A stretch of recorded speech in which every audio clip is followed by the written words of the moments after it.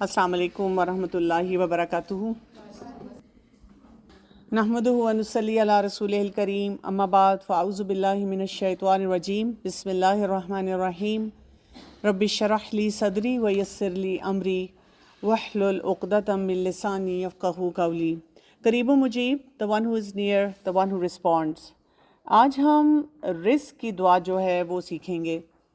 ये हमारे लिए क्यों इम्पॉर्टेंट है? कई दफ़ा हम जब रिस्क के बारे में सोचते हैं तो हम अपने पेरेंट्स के बारे में सोचते हैं कि अच्छा जी, कमाना और सारे फाइनेंसेस को, बजटिंग को मैनेज करना ये उनका काम है।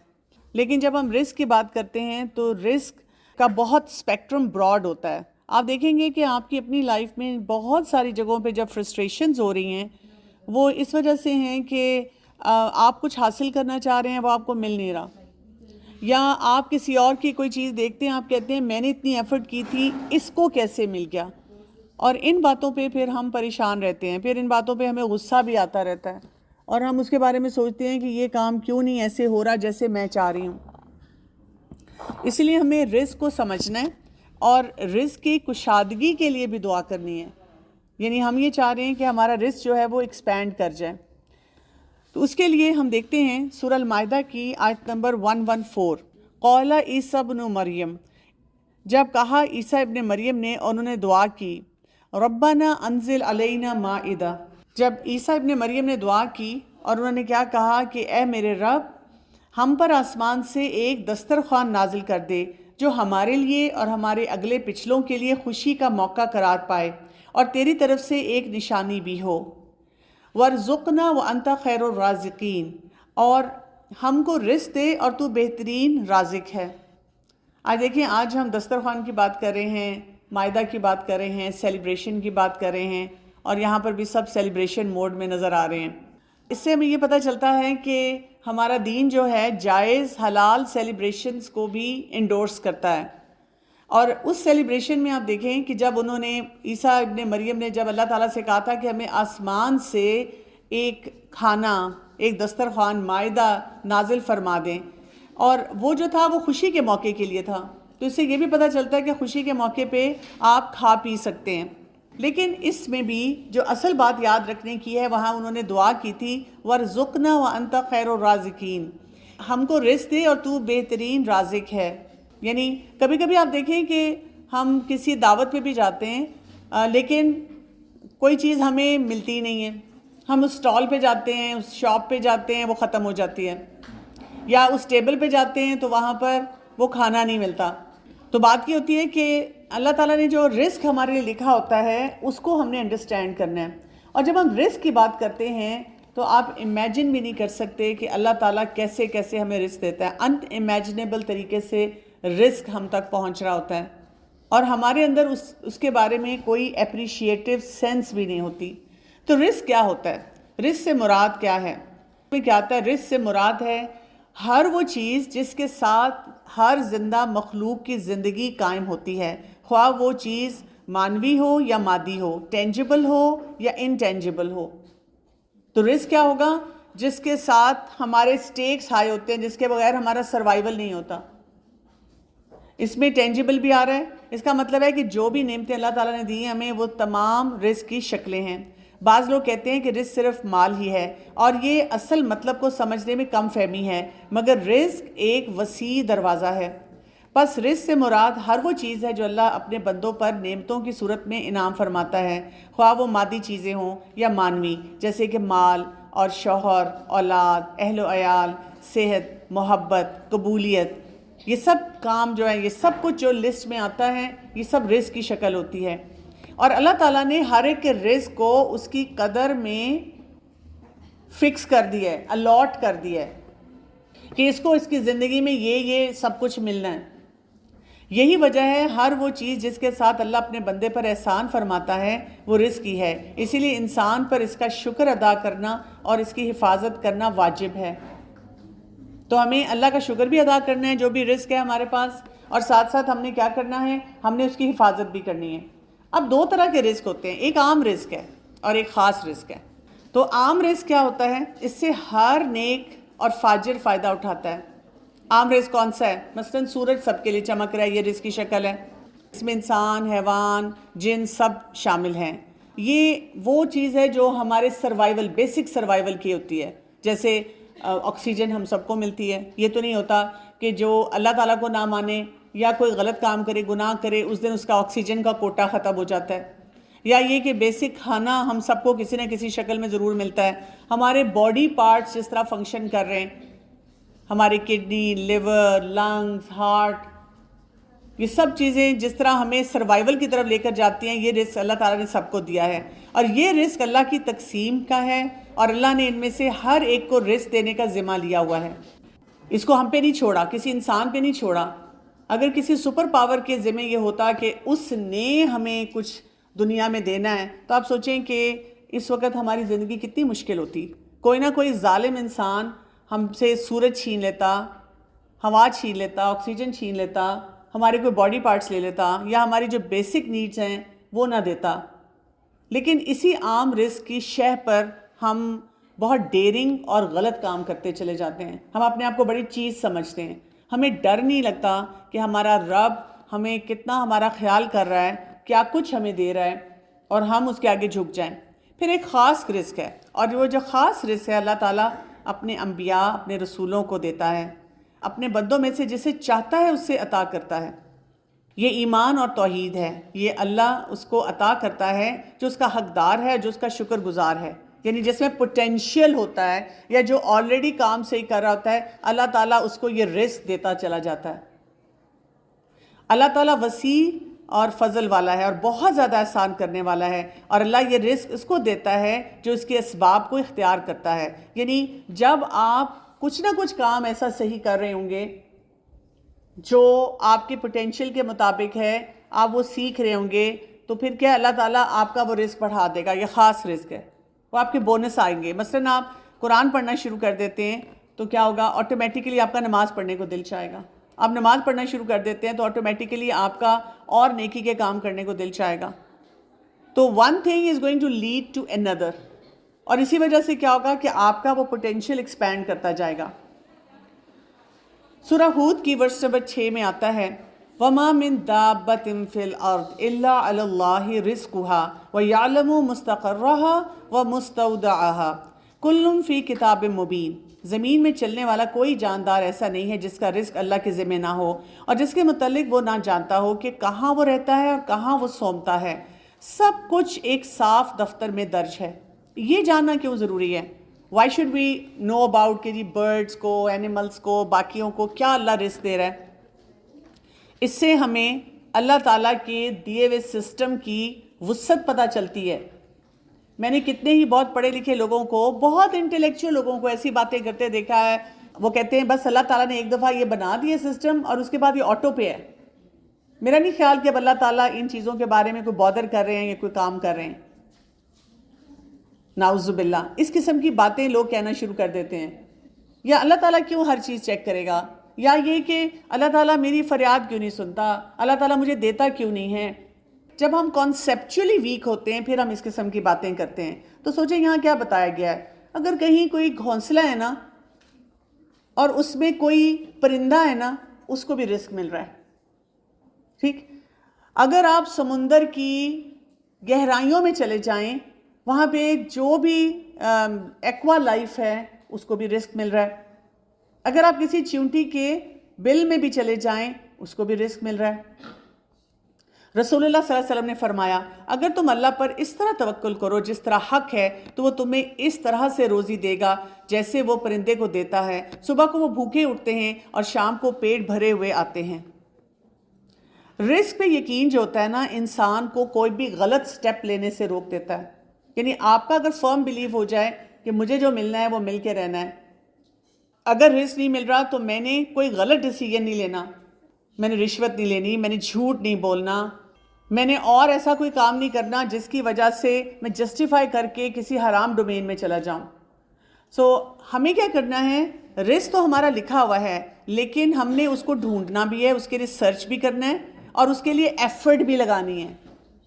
یہ رزق اڑ کے بھی ہم تک آ سکتا ہے، اور کچھ جگہوں پہ اللہ تعالیٰ نے جو ایفرٹ لکھی ہے وہ کرنے سے آئے گا۔ تو ہمیں تو نہیں پتا کون سا رزق ہمیں آٹومیٹیکلی مل جانا ہے اور کون سا رزق ایسا ہے جو کہ ہمیں تب ملنا ہے جب ہم نے کچھ کام کرنا ہے.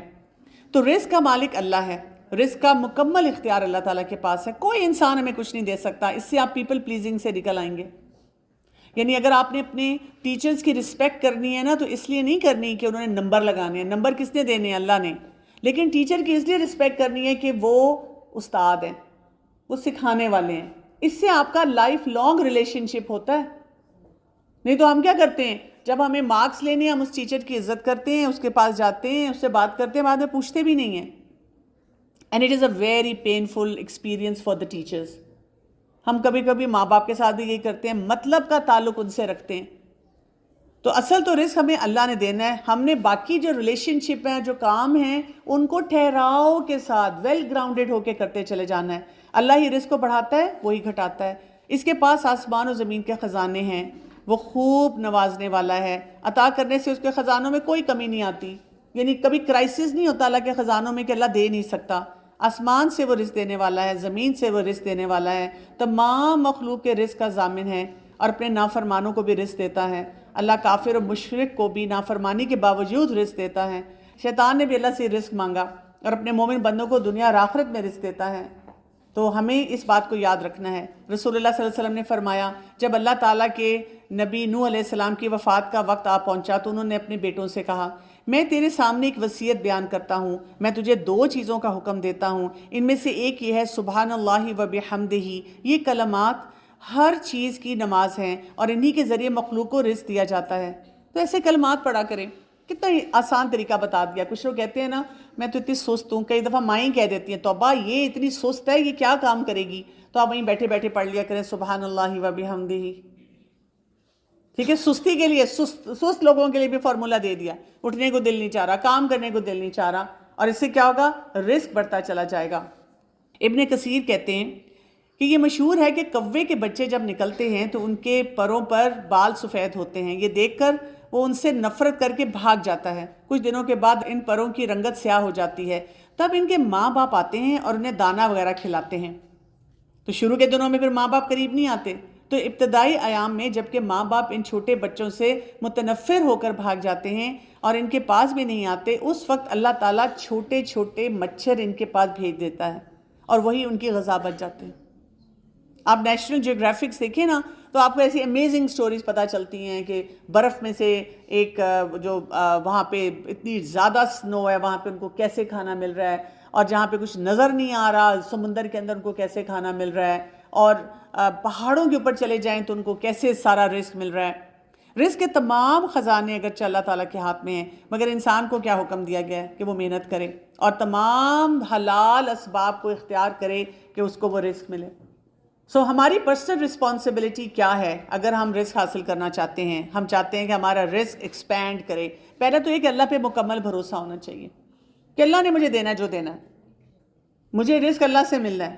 جیسے میں as a professional as a doctor جب اپنے کلینک پہ بیٹھتی ہوں تو میرا فوکس یہ ہوتا ہے، قرآن پڑھنے کے بعد میں نے یہ سیکھا ہے کہ جی مجھے اپنے مریض پہ توجہ دینی ہے، اس کا علاج درست کرنا ہے. جو فیس ہے نا وہ مجھے مل جانی ہے. اور اگر فرض کریں میں لالچ کروں گی نا کہ زیادہ فیس مل جائے اور میں زیادہ لینے کی کوشش کروں گی، وہ ویسے کہیں نکل جائے گی، اللہ نے اگر میری قسمت میں نہیں رکھی ہوئی. سمجھ رہے ہیں بات کو؟ تو ہمیں کہیں پہ بھی یہ لالچ نہیں کرنا چاہیے کہ مجھے کچھ ملے گا تو پھر میں نے کام کرنا ہے، کیونکہ رزق جو ہے وہ اللہ نے جو لکھ دیا وہ آپ کو مل جانا ہے. تو ہمیں اللہ کو یاد رکھنا ہے، اللہ کا ذکر کرتے رہنا ہے. ہمیں اپنے رب پر کامل یقین ہونا چاہیے. اگر میری قسمت میں کچھ ہے تو اللہ مجھے دے گا. ایک ینگ لڑکی جو میرڈ تھی وہ میرے پاس آئی اور اس نے مجھے آ کے کہا میں بہت اپسیٹ ہوں اس لیے کہ میرے ہسبینڈ اور سسرال والے مجھے میکے نہیں جانے دے رہے. میں مثلاً عید وہاں کرنا چاہ رہی ہوں یا کوئی اوکیزن ہے اس پہ جانا چاہ رہی ہوں. اس کو میں نے کہا کہ کیا آپ یقین رکھتی ہیں کہ اللہ تعالیٰ الرازق ہے؟ اس نے کہا ہاں. کیا آپ یقین رکھتی ہیں کہ جہاں آپ کا رزق لکھا ہوگا وہاں پہنچ جائیں گی؟ اس نے کہا بالکل بے شک ایسے ہی ہے. تو میں نے کہا پھر آپ یہاں پر اپنے آپ کو یہ بتا دیں کہ آپ کا رزق اس وقت میکے میں نہیں لکھا ہوا. اگر میکے میں لکھا ہوتا اور آپ نے پرمیشن بھی لی اور آپ نے اتنے سارے کام بھی کیے اور آپ 2 مہینے سے محنت کر رہی تھیں اور بات چیت کر رہی تھیں تو اللہ تعالیٰ وہ اسباب پیدا کر دیتا کہ آپ وہاں چلی جاتی. آپ دیکھیں کبھی کبھی ہمارے لیے کوئی رزق ایسا ہوتا ہے نا، ہم کسی کے کیجولی ملنے جاتے ہیں، وہ کہتے ہیں او چلو ہم نے یہ کھانا بنایا ہوا تھا، چلو تم بھی کھا لو. ہم کہتے ہیں دیکھو دانے دانے پہ مہر ہوتی ہے. اسی طرح ہم صرف اللہ سے مانگیں جب ہمیں کچھ چاہیے، اور ہم اپنی ایمان کی کوانٹٹی اور کوالٹی کو امپروو کریں، اس سے رزق جو ہے ملتا ہے. پھر یہ کہ دیکھیں کہ میں نے کیا کیا، میں نے اپنا رول صحیح پلے کیا. یعنی نمبر جو آپ کو ملتے ہیں جب آپ پڑھائی کرتے ہیں وہ بھی رزق کی ایک شکل ہے. تو آپ کہیں جو نمبر آنے ہیں وہ تو آ ہی جائیں گے، نہیں. میں نے کلاسز اٹینڈ کی، میں نے نوٹس بنائے، میں نے اسائنمنٹس کی، میں نے اس کے ساتھ ساتھ جو کام کرنے والے تھے وہ مکمل کیے کہ میں نے نہیں کیے، اور پھر میں نے اس کے لیے سٹرگل کتنی کی، کیا کچھ جو کام تھا وہ میں نے کیا. اور اسی طرح سے آپ جب رزق کے لیے نکلیں گے اور سٹرگل بھی کریں گے تو آپ کے امتحان بھی آئیں گے. بہت سی جگہوں پہ آپ کراس روڈز پہ ہوں گے، ایک ایسے مقام پہ کھڑے ہوں گے کہ آپ کو اتنی ٹیمپٹیشن ہو رہی ہوگی کہ کوئی بات نہیں، آپ جسٹیفائی کر رہے ہوں گے، خیر ہے اگر یہ سود بھی ہے لیکن کوئی بات نہیں، ہم اسی سے اپنے پیسے بنا لیتے ہیں. ہائے یہ لڑکا نکل جائے گا ہاتھ سے، اور وہ کہہ رہے کہ چلو ہم جا کر کورٹ میرج کر لیتے ہیں، میں چپ کر کے شادی کر لیتی ہوں. وہ اگر آپ کی قسمت میں ہے نا تو وہ آپ کو مل کے رہے گا. آپ کو کوئی غلط سٹیپ لینے کی ضرورت نہیں ہے، کوئی اسے چھپ کے ملنے کی ضرورت نہیں ہے. صرف اپنے اماں ابا کا نمبر دینے کی ضرورت ہے کہ یہ ہیں میرے والدین، ان سے بات کر لو. تم میری قسمت میں ہو تو ہماری شادی ہو کر رہے گی. اسی طرح آپ نے اس معاملے میں دیکھنا ہے کہ حرام کام کے لیے آپ نے نہیں آگے بڑھنا. کچھ بھی ہو جائے، بڑی ٹیمپٹیشن ہوتی ہے. لیٹس سے آپ ایگزامز میں ہی بیٹھے ہوئے اور آپ کو وہ کویسچن کا آنسر نہیں آ رہا اور کوئی کہہ رہا ہے چلو میں تمہیں چیٹنگ کرا دیتی ہوں. نہیں، آپ کہیں کہ یہ میں نے کام نہیں کرنا، چاہے میں فیل ہو جاؤں، چاہے کچھ بھی ہو جائے. رسول اللہ صلی اللہ علیہ وسلم نے فرمایا کوئی جان اپنے رزق کی تکمیل کے بغیر نہیں مرتی، بس تم اللہ تعالیٰ سے ڈرو اور اعتدال کے ساتھ مانگا کرو. کہیں ایسا نہ ہو رزق کا مؤخر ہونا تمہیں اس بات پر اکسا دے کہ تم اللہ تعالیٰ کی نافرمانیاں کر کے رزق کی تلاش میں پڑ جاؤ. یاد رکھو جو کچھ اللہ تعالیٰ کے پاس ہے اس کی اطاعت کر کے ہی حاصل کیا جا سکتا ہے. سمجھ آئی؟ رسول اللہ صلی اللہ علیہ وسلم نے فرمایا اس شخص نے فلاح پائی جس نے اللہ کی اطاعت کی اور اس کو بقدر ضرورت رزق مل گیا، اور اللہ نے اس کو جو کچھ دیا اس پر اس کو قناعت کی توفیق بھی مل گئی. تو اس سے کیا ہوتا ہے؟ انسان کے اندر کنٹینٹمنٹ آتی ہے، کیونکہ بھئی میں نے تو ساری میکسیمم ایفرٹ کر لی، اب اگر یہ کام نہیں ہو رہا، یہ مجھے چیز نہیں مل رہی، دیٹ مینس بس میرا بجٹ اتنا ہی تھا اس مہینے کا، اس دن کا، اس سال کا.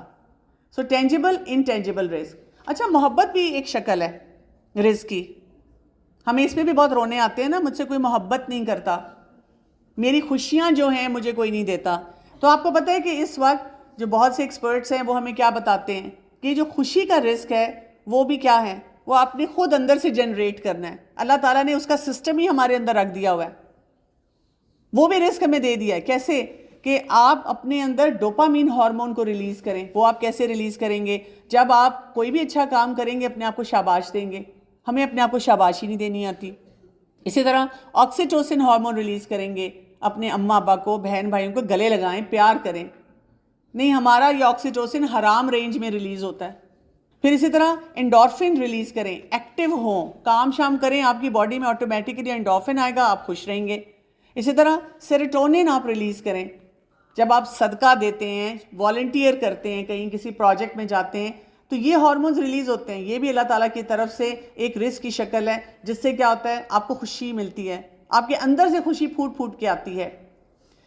سورہ الاعراف کی آیت نمبر 96 میں اللہ سبحانہ وتعالیٰ فرماتے ہیں وَلَوْ أَنَّ أَهْلَ الْقُرَىٰ آمَنُوا وَاتَّقَوْا لَفَتَحْنَا عَلَيْهِمْ بَرَكَاتٌ مِّنَ السَّمَاءِ وَالْأَرْضِ وَلَكِنْ كَذَّبُوا فَأَخَذْنَاهُمْ بِمَا كَانُوا يَكْسِبُونَ. اگر بستیوں کے لوگ، جیسے ہماری بھی ایک بستی ہے اسلام آباد کی، وہ ایمان لاتے، تقویٰ کی روش اختیار کرتے تو ہم ان پر آسمان اور زمین سے برکتوں کے دروازے کھول دیتے، ہر طرف سے رزق آتا. مگر انہوں نے تو جھٹلایا، لہٰذا ہم نے اس بری کمائی کے حساب میں انہیں پکڑ لیا جو وہ سمیٹ رہے تھے.